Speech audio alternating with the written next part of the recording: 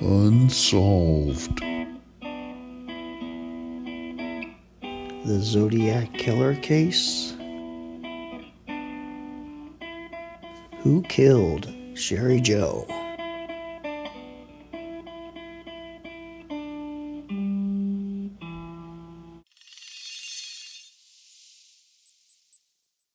The sun hadn't risen yet when at approximately 6:30 a.m., Cleophas F. Martin, age 49, and Riverside City College groundskeeper found a young woman's dead body between two vacant houses that were property of RCC on Terracina Drive. The woman was stabbed several times in the chest area. She was stabbed in the back once. She had several stab wounds to her hands. She had 3 cuts in the front of her neck, one cutting her jugular vein. At the feet of the woman's body was a large red and tan woven straw bag, and inside it was the woman's ID, Cheri Jo Bates, age 18. A man's Timex watch, its leather band broken, was found at the murder scene. Bits of human hair, skin, and debris was found under Miss Bates' fingernails. A greasy palm and fingerprints were found on the driver's door of her Volkswagen, found parked not far from where her body was found. The keys were in the ignition, and school books were on the passenger seat. One on presidential elections, another on election reform. The police found blood drops, possibly from the killer, going from the body towards the street in the dirt driveway. The time of death was listed at 10:10 p.m. on October 30th, and she had in her stomach large pieces of apparent beef, along with vegetable particles, celery, onion, and some white substance that seemed to be cottage cheese.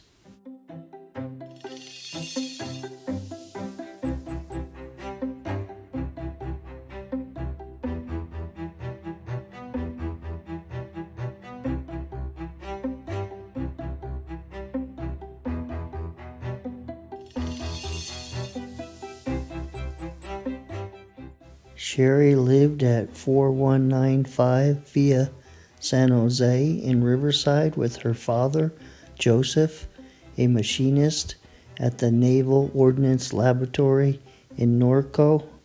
Her brother Michael was in the Navy, and her mother lived elsewhere in Riverside.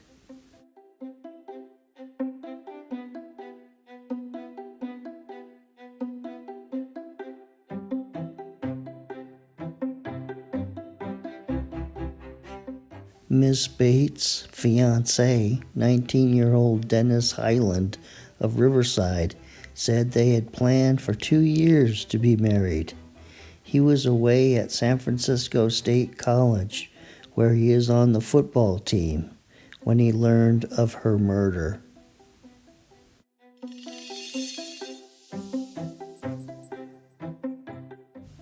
Cheri Jo, on the day that she was murdered, spoke to her good friend, Stephanie Gutman, about going to the library with her.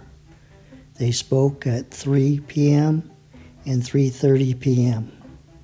Another one of Cheri's friends was Cherie Moffett, and another younger friend of Cheri's was Jenny Casil.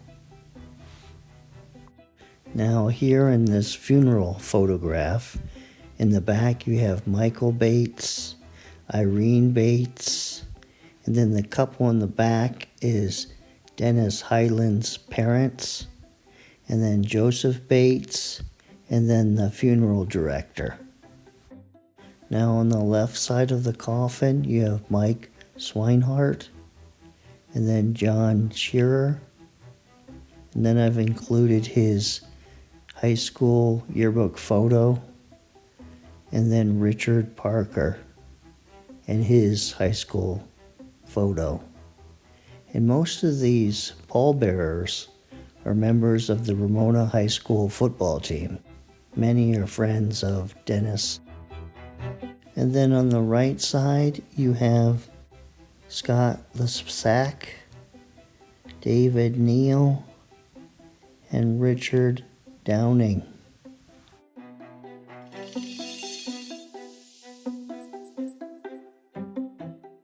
It appears that Cheri left for RCC sometime before 5:30 p.m. that night because she left this note for her dad, and he arrived home at 5:30 that night. He telephoned Miss Gutman at 7 p.m. asking if she knew where his daughter was. He then called again at 6:50 a.m. in the morning and said that Cheri had not come home. And then later, I believe he found out about the murder of his daughter from the radio, that or the police showed up at his door and told him.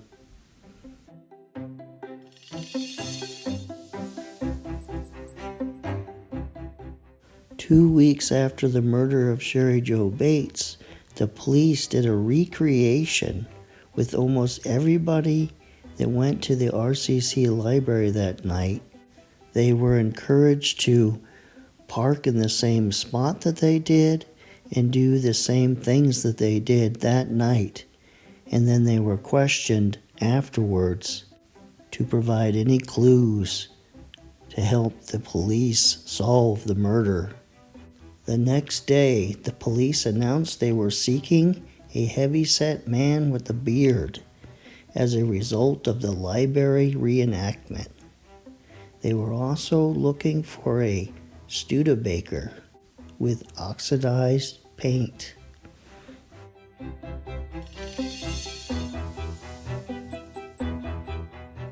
Four weeks after the murder, the killer mailed 2 letters, one to the Press Enterprise newspaper and one to the Riverside Police, without any postage, somewhere in Riverside or in the general area.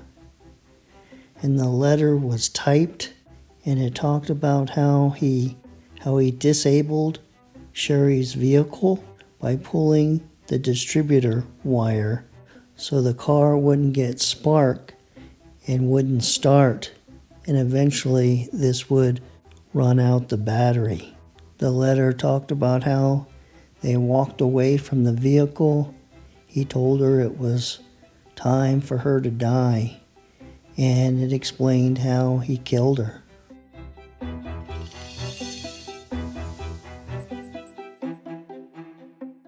Sometime in December or January, a custodian at RCC discovered this poem written on a desk. Sick of living, unwilling to die, cut clean, if red, clean, blood spurting, dripping, spilling all over her new dress. Oh well, it was red anyway, life draining into an uncertain death. She won't die. This time someone will find her. Just wait till next time. R.H.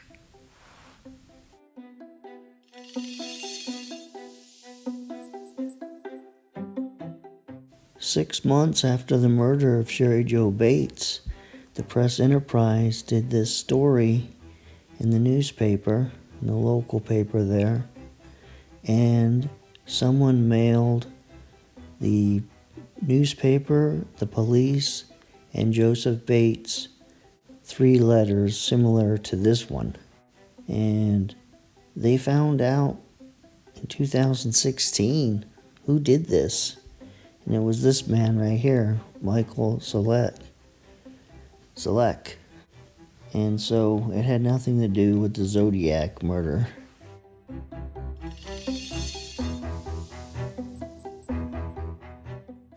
So here's what I think happened that night. Cheri Jo Bates had dinner at her house and left her home around 5:30, just before Joseph Bates got home. She went to RCC, parked her car, and she had to wait a short while to get into the library. When the library opened, she looked for the books that she needed. She checked them out, and then she went out to her car. She tried to start her car, and it would just turn over. Her battery went dead after trying to start it numerous times. Then the killer came up upon her, told her that he'd look at it. He might have looked at the car and suggested something. They walked away from the car. He said something or did something, and she got scared, and she ran from him, and he ran after her, and she ran in between those two houses, and he caught up to her, attacked her, and killed her.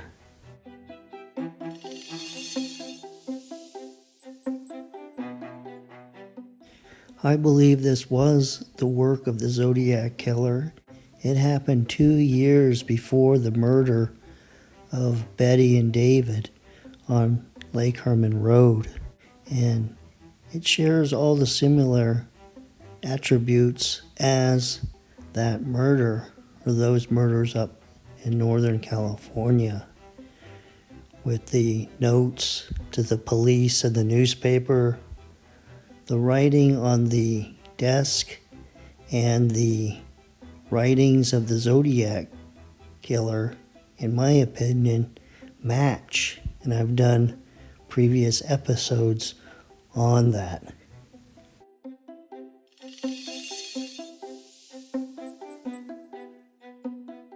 This is Bill Bennett. This is who the police felt was the murderer of Cheri Jo Bates. And he moved to Guam in the 70s or 80s and coached baseball at the college there. And then many people believe Ross Sullivan is the murderer of Cheri Jo Bates. And he did move up to Northern California, but in Santa Cruz. But his younger brother lived in Berkeley, and he was married to Bonnie, shown here in the yearbook. And then recently, Gary Francis Post has been named as the Zodiac. And I guess that he was stationed at March Airfield during this time. And then the librarian definitely has a similar look to the sketch of the Zodiac killer.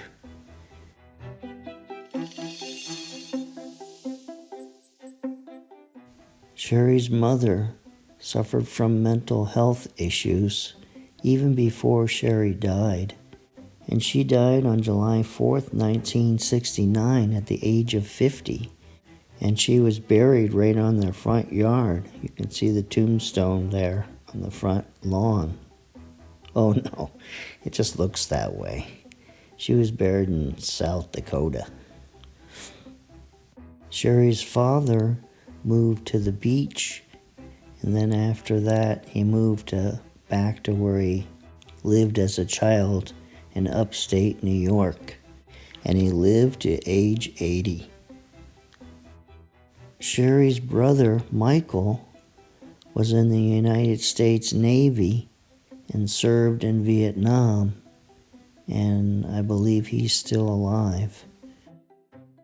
Cheri's fiancé continued to play football at the junior college level at San Francisco State, and he met somebody and he got married on June 24th, 1969. And then here's some of the details about their wedding. Cleophas Martin died at the age of 56 on September 29th, 1975. And he was a veteran.